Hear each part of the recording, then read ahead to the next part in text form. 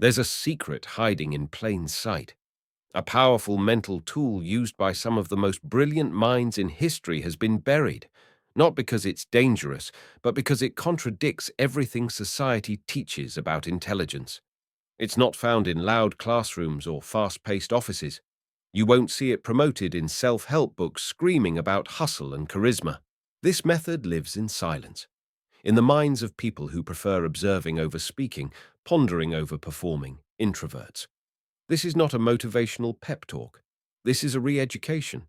Because if you're an introvert, you've probably been told to change, to speak up, to be more social, to adapt to the world. But what if the world was wrong?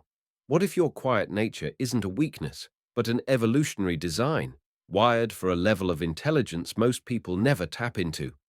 Today, we're going to unearth the mental system introverts are naturally born to master. A system that can outthink, outlearn, and outcreate even the so-called gifted among us. Stay with me to the end, and I'll show you how a 30-day challenge using just one of these tools can radically upgrade your thinking, your confidence, and your perception of what you're capable of. We've been sold a myth. That intelligence is a lottery. You either win it at birth or you don't. This myth favors the loud, the fast, the naturally charismatic. It favors children who can memorize quickly, speak fluently, and respond immediately. But real brilliance, the kind that changes science, philosophy, and culture, rarely looks like that. It's built on systems, frameworks, mental models. Einstein wasn't the top of his class. Darwin didn't stand out in school. Neither did Jung or Kafka or J.K. Rowling. They weren't born with answers. They learned how to ask better questions. They constructed mental architectures, not just knowledge, but how to think about knowledge.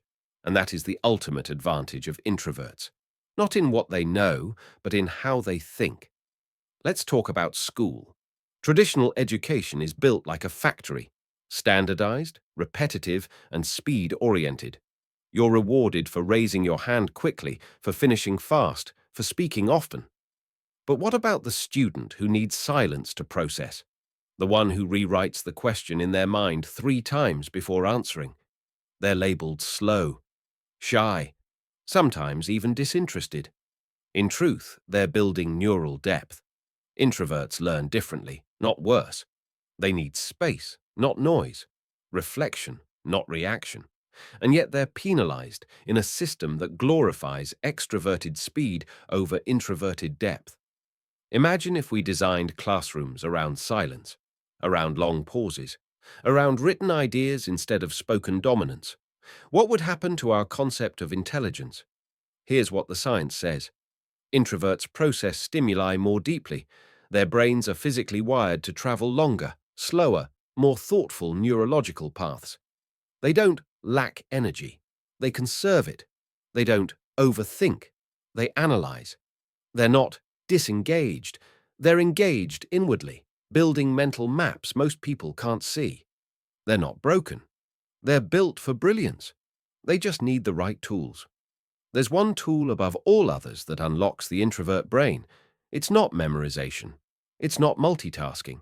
It's not even reading. It's visualization. Or more precisely, hypervisualization. This is not just imagining. It's mentally simulating complex systems, ideas, and outcomes through vivid inner imagery. Albert Einstein used this. He called them thought experiments. Before the math, he saw the light beam.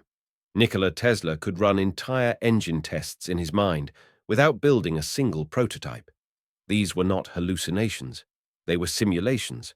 And introverts, who spend more time in inner worlds, are primed for this. Focus isn't just a habit, it's a superpower. In a world drunk on dopamine, introverts hold the antidote: deep, uninterrupted concentration. Where extroverts thrive in feedback loops, conversations, meetings, energy, introverts thrive in silence. That silence isn't empty. It's where connections form. It's where patterns emerge. It's where creative leaps happen. You don't need 10 brainstorming sessions to solve a problem. You need one afternoon of undistracted thought. And introverts, by nature, can go deeper than most.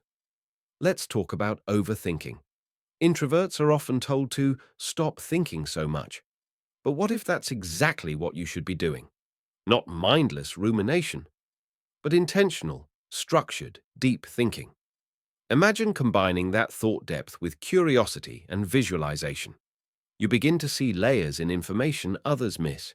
You develop original ideas, not because you try to be different, but because you think differently. This is how quiet genius is born.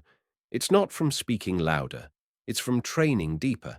You don't need to meditate for 5 hours a day. You need rhythm. Try this. Morning. Ask one big question. Something philosophical. Something uncertain. Let your mind chew on it. Midday. 90 minutes of focused work. No phone. No noise. No multitasking. One deep task. Evening. Reflect. What did you notice today that others didn't? What patterns emerged? Do this every day for 30 days. Your brain will change. Your thoughts will sharpen. Your ideas will start surprising even you. Introverts don't recharge by escaping the world. They recharge by filtering it. Protect your inputs. Say no to conversations that drain you. Turn off alerts. Design your environment like a mental sanctuary. Your attention is your mind's oxygen. Don't waste it on shallow noise. If you're constantly exhausted, it's not because you're weak. It's because you're leaking mental energy to places that don't deserve it. Set boundaries, not to isolate, but to elevate. Here's the truth. You don't need to speak louder. You don't need to be the center of attention. You don't need to change who you are. You need to understand what you are. Introversion isn't a limitation, it's a system, a brain system designed for deep learning, deep thinking, and deep creation. The world rewards noise, but history remembers depth. Take one strategy from this guide: hypervisualization, deep focus, daily reflection, and use it for 30 days. Watch what happens to your thinking. Watch what happens to your confidence. Watch what happens when you stop trying to be loud and start being powerful. Let's look at this in action. Story 1. Temple Grandin autistic. Quiet. Socially anxious.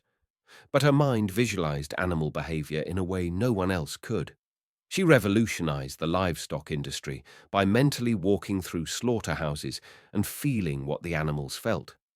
Her visual mind saved millions of animals from unnecessary suffering, not by being loud, but by thinking deeply. Story 2. J.K. Rowling. Introverted, depressed, unemployed. Sitting on a train, she visualized a boy with a scar boarding a magical train. She didn't pitch it to Hollywood. She wrote it, alone, in cafes, in notebooks. Now millions have walked the halls of Hogwarts. Story 3. Bill Gates, 1 week a year. Think week. Alone. No internet. Just books, silence, and ideas. That week has seeded innovations used by billions. Each of these people train their minds, not with noise, but with stillness. The lesson isn't be more introverted, it's this. If you have a quiet mind, train it. Don't hide it, don't rush it, don't dilute it. Build rituals that protect your focus. Use techniques that deepen your thinking. Reflect, simulate, visualize. Because the future won't be led by the loudest voice in the room, it will be shaped by the deepest mind. And that mind might be yours. 30 days, one strategy. All it takes to awaken what's already inside you. This is not self-help fluff. This is your blueprint. Your quiet mind is not a burden. It's your birthright. Now go prove it.